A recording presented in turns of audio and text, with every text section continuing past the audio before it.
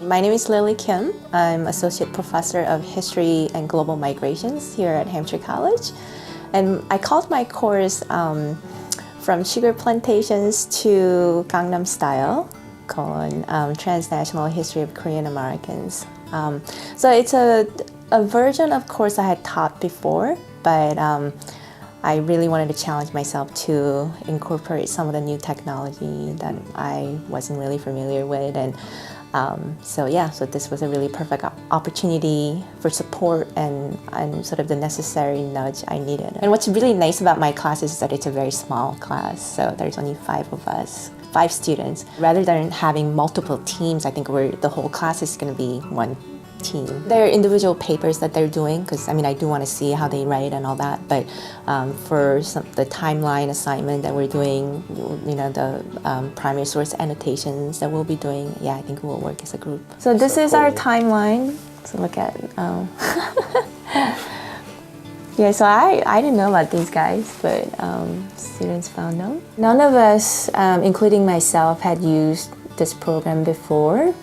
So Alana Kumbier and Alexis Reed, who's one of our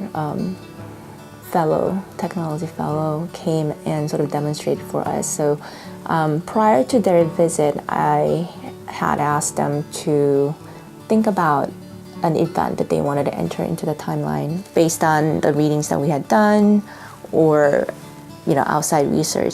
Students had to come with something that they could enter. So you kind of fill out the dates and things, but you could also elaborate and add links to different media. It sort of gives us, trajectory of Korean immigrants, right? So, and sort of the major events. And I think since my students will be doing oral history project, it'll be interesting to see where their subjects sort of fit in, which time periods. And timeline also works in the sense of sort of having a visual source, right? And this is something that students can work together. Sort of they've been assigned certain time periods, and they're gonna have to come up with things to add to the timelines. These are the photographs that I took when I was doing the archival research in Seoul, and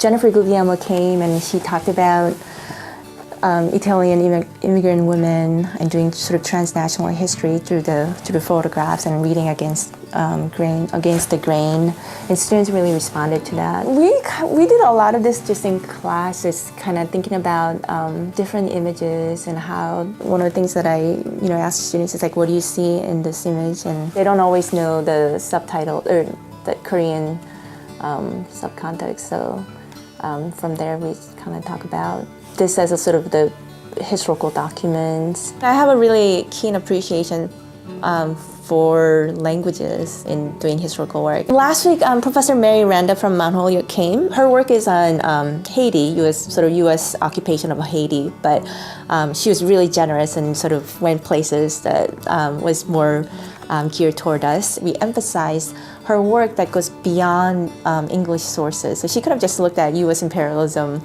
or using English sources, but she studied and learned Haitian Creole, so she could utilize Creole sources. She did oral histories. This opens up whole nother, ways of evaluating sources, which I want my students to have experiences in. So this is a diary, published diary that I found in an archive by a Korean man who immigrates to Buenos Aires, Argentina, and he made a point of keeping a diary or keeping a journal entry every day.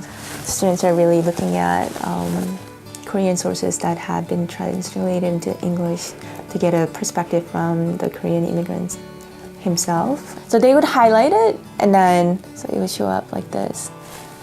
The title of his diary is called "My Name is Korea," and it's because people really didn't bother learning his name, and when they found out that he's from Korea, they would just call him Korea. So one of the students wrote, it seems this whole section spawns the idea of being a model minority, as the author believes it's up to him to set an example of Korea, as that's all that people see him as. So it's kind of the burden that people of color or immigrants of color carry with them. No two people will interpret the same source in the same way, so it was interesting to see what was grabbing each student from the perspective of teaching, and then we can kind of share and talk about that. I had a really difficult time finding a student assistant to translate Korean. I mean, I had several Korean students recommended to me, but they've, upon looking at the sources, they decided it was too difficult for them. And so I think I finally found one. She's giving me some stuff, and I have to kind of evaluate and see like what's most exciting things for my students to look at. For sure, I had to cut a lot of contents in order to accommodate the visitors to come and talk about their work, and some of the workshops that we're doing for oral history, and Alana and Alexis to come and help us learn these different softwares we're going to be using. Content-wise, I'm really hitting major things, and there are lots of different things that we could have done. I'm hoping that what we sort of lose in content will gain in our collaborative work, the kind of things that we're going to produce together. I'm pretty confident that I made the right choice in trying to scale back and trying to do a few things really well.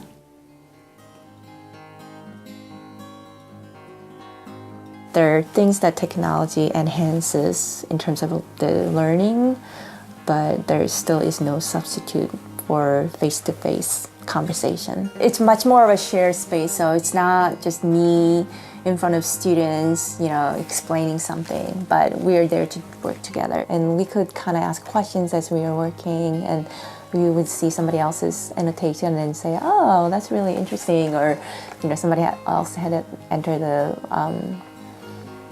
made an entry in the timeline, and we could see what they were doing. And so it really created a nice kind of organic conversation. We're supposed to be working, but not in silence. We're still having conversations while working. So, that worked out really well. And I thought the students worked well together. I do like sort of in-class exercises. I do, group assignments in class, but, just like sitting there and doing our work together, that's like not occurred to me before. So, yeah, so I think I'm gonna try to incorporate that in all of my classes, and maybe even just a little bit in the beginning, of the class.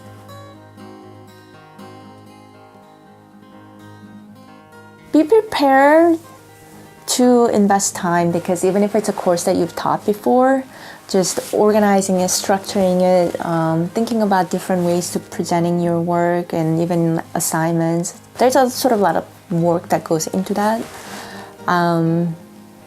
So that's number one. Number two, make sure that you're getting the things that you want out of it. Even as you're meeting the sort of the demands of the grant and the conditions of the grant, make sure that you don't entirely give up sort of your own sense of what the course is about and how you want to carry that out.